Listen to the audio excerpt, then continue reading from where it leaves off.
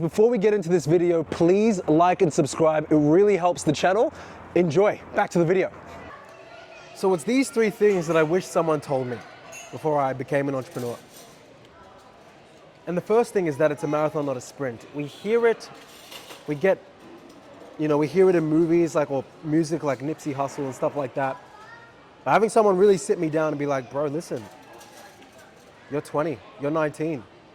Are you prepared to dedicate 10 years to this one business model or this one domain? And having someone really sit me down and say that would have saved a lot of disappointment. You see, I'm 25 now. My goal was by 21 to be a millionaire. I'm not a millionaire right now. Finally, I'm in a position where, okay, within 12 months or so, or give or take a couple months before or after, $1 million is now achievable. Amazing. But I really wanted to do it by 21, so I'd exhaust my health, exhaust resources, barely go outside the house, just work. And very minimal progress was made from 18 to 21. A lot of the character traits I have now were built upon the foundations of being able to work really, really hard with nearly no results at 21 and 20 and 18 and 19. So it's a marathon, not a sprint. Your first couple of years might be terrible. Even if you make money, you probably spent most of it, so you don't have much of it left over. But what happens is, as someone now that's at the 5 to 6 year mark, you start to accumulate skills that other people don't have. You can first of all also say, I've been in this game for 5 to 6 years. So I therefore likely have more experience than Joe Schmo who you're hiring, who's just a uni student, graduate, or that has 12 to 6 months, 6 to 12 months. So by you being in the game in and of itself is an advantage, but you perceive the game in a different time frame. You can speak within time frames of 3, 6, 12 months, but a novice can only speak within a time frame of 90 days or 30 days, but they have no experience to back up those claims. So that's the first thing. The second thing is you need systems. You might wing it the first time and strike it big. You might wing it and have another home run. You might wing it and something positive again might happen. Guys, listen, if you're enjoying this content, then please like and subscribe. It helps the channel grow. And back to the episode. I'll see you guys there. But it's very, very hard to stay in the game for a long time if you don't have systems. Systems are so crucial because systems allow you to have a repeatable process that allows you to put one thing in and get one thing out. And this is not just about money, it's about managing people, it's about de-escalating situations, it's about building relationships even, having a system for building relationships. So systems are crucial to building a sustainable business, a sustainable project. Systems for communications, systems for project management, systems for finances.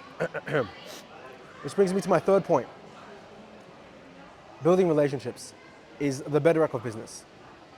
If you can build relationships, irrespective of how talented you are or how smart you are, you have a higher likelihood of probably making sustainable revenue and money compared to the person that's a dickhead or is always rude and doesn't care about the person long term and just wants to get one over the person in the short term.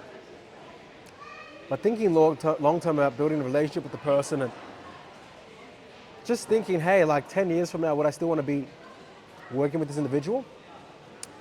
Thinking in that time frame allows you to think very differently. And instead of just thinking with a short-term transaction in mind, allows you to think of decade-long plays. Now for me, when I'm working with people, I'm like, okay, if I then progress out of the agency model within 2, 3, 4, 5, 10 years, and I'm in production or movies or, fashion, can I still reach out to this person and want to work with them if I'm going to do what I'm going to do with my services? And if the answer is yes, then I'm doing the right thing. If the answer is no, then you're probably not doing the right thing.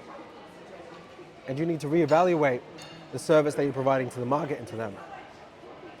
So if you do these three things, guys, and you take this into account before you get into entrepreneurship, it's going to really carve you with the right mental models and frameworks that are going to sustain you for a 10, 20-year journey.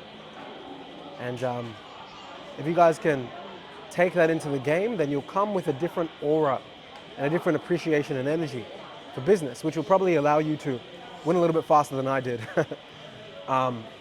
Because you don't have that angst or that desperation, but rather you have that healthy angst and healthy desperation with the long term and with the connection-based framework that will take you much farther than something that ego or, a little bit of money in the short term will ever do.